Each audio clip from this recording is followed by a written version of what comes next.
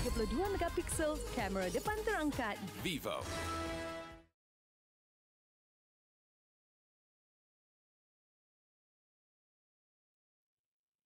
Kerajaan menyedari keperluan mewujudkan rejim tadbir urus laut bagi Malaysia.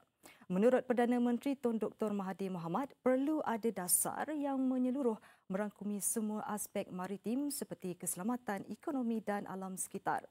Perdana Menteri berucap pada hari kedua Pameran 5 2019 dan untuk butiran lanjut langsung bersama rakan setugas Mas Zarif Zafri Abdul Aziz. Silakan Zarif dengan laporan anda di sana. Zarif. Baik, terima kasih rakan setugas di Sri Pentas. Assalamualaikum dan selamat sejahtera. Melintas langsung saya di Pusat Pameran Antarabangsa Masuri Langkawi 2019 di Langkawi bagi membawakan kepada anda perkembangan terkini pameran Aero Angkasa dan Maritim Antarabangsa Langkawi 5 2019. Dan pagi tadi Tun Dr. Mahathir merasmikan Persidangan Maritim Kebangsaan NMC 2019 yang turut dihadiri Menteri Pertahanan Muhammad Sabu dan Menteri Pengangkutan Anthony Locke.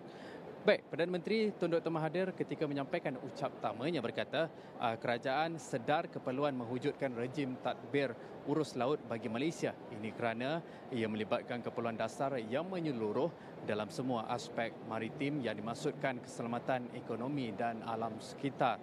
Dan katanya, sekiranya Malaysia terus menguruskan lautan dalam ketidaktentuan seperti sekarang, pertindihan bidang kuasa dan konflik kepentingan di antara sektor dan tidak akan dapat diselesaikan.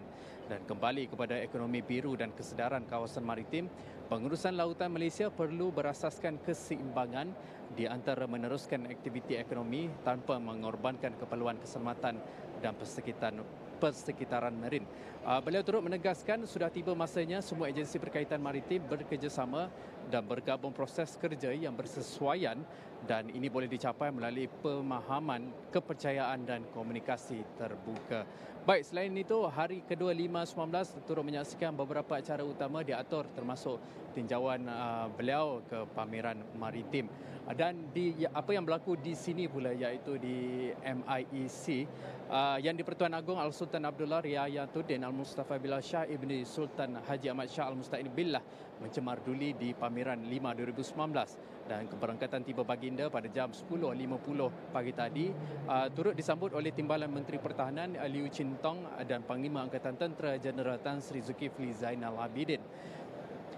Baginda juga berkenan untuk mencuba sendiri pesawat pejuang Typhoon buatan Eropah dan kemudian baginda meluangkan masa kira-kira 2 jam melawat rerurai pameran yang ada di sini. Dan saya dimaklumkan baginda akan berangkat pulang ke Kuala Lumpur kira-kira jam 2 petang sebentar nanti.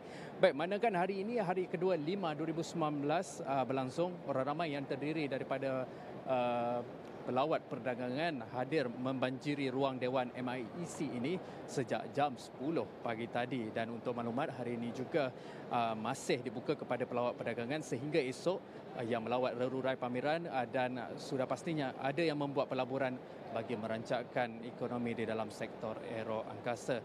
Baik, sebentar tadi juga berlangsungnya pertunjukan udara di ruang angkasa Langkawi ini. Saya rasa itu saja yang boleh saya kongsikan buat ketika ini. Kita kembali dulu ke Sri Pentas. Baik, terima kasih Zarif.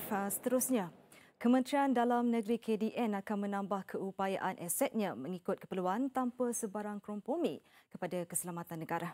Menterinya Tan Sri Muhyiddin Yassin berkata perolehan aset baru bagi agensi di bawah seliannya akan dilakukan secara berfasa. Kerana kita tak mampu untuk membekalkan semua aset-aset baru dalam tempoh yang singkat.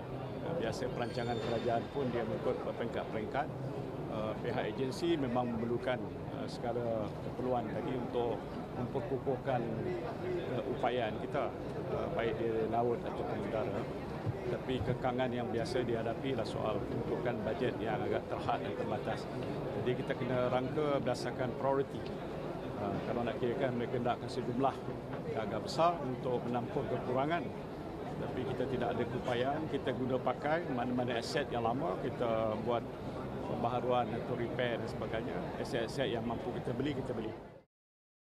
Beliau berkata demikian selepas menyaksikan pemeteraian perjanjian persefahaman antara Agensi Penguatkuasaan Maritim Malaysia dan Petroleum Nasional Berhad sempena penganjuran pameran Aeroangkasa dan Maritim Antarabangsa Langkawi 5 2019.